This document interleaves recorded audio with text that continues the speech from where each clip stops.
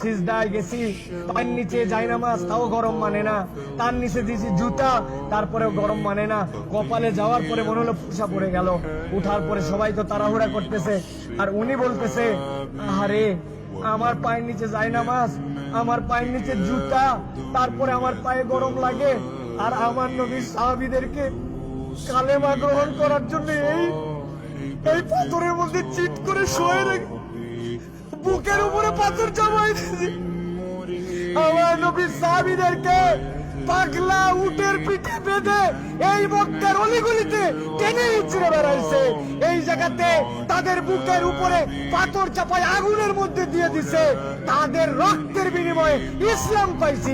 আজকে আমি 2 রাকাত নামাজে পায়ের গোড়ালি গরম হয়ে যাচ্ছে জন্য কষ্ট হয়, এসিটা একটু কম ঠান্ডা মারে জন্য কষ্ট হয়, আমার মাথার উপরে যদি একটুখানি সুন্দর ছাতা না থাকে কষ্ট হয়।